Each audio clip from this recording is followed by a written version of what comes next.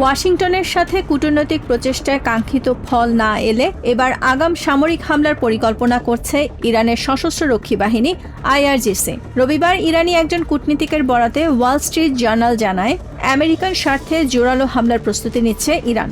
একই সাথে তেহরান জানিয়েছে, মধ্যস্থতাকারী ইরান আমেরিকার থমকে যাওয়া সমঝোতা চুক্তিটি পুনরুজ্জীবিত করার চেষ্টা করছেন।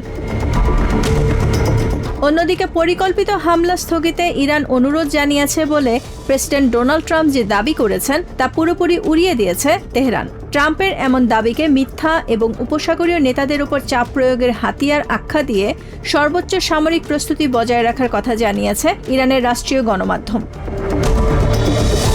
এর আগে শনিবার দিবাগত রাতে হঠাৎ করে ইরানে পূর্বপরিকল্পিত সামরিক হামলা স্থগিতের নির্দেশ দেন প্রেসিডেন্ট ট্রাম্প। ট্রুথ সোশ্যাল পোস্টে ট্রাম্প দাবি করেন, মধ্যপ্রাচ্যের সহযোগিতার সহায়তায় সমঝোতার একটি প্রাথমিক রূপরেখা তৈরি হয়েছে, যার মধ্যে রয়েছে অবিলম্বে হরমুজ প্রণালী সম্পূর্ণ উন্মুক্ত করা এবং ইরানের পরমাণু হুমকির চিরতরে অবসান।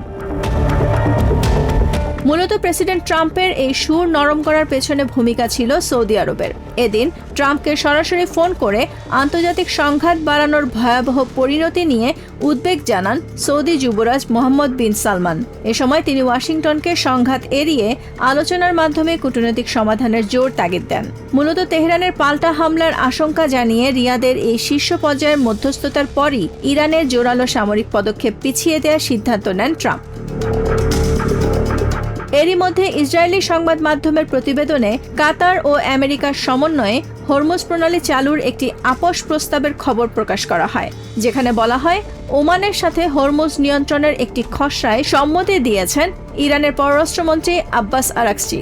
তবে ইসরায়েলি প্রচার মাধ্যমের এই দাবিকে সম্পূর্ণ ভিত্তিহীন বলে উড়িয়ে দিয়েছে IRGC সমর্থিত ইরানের আধা সরকারি সংবাদ সংস্থা ফার্স নিউজ।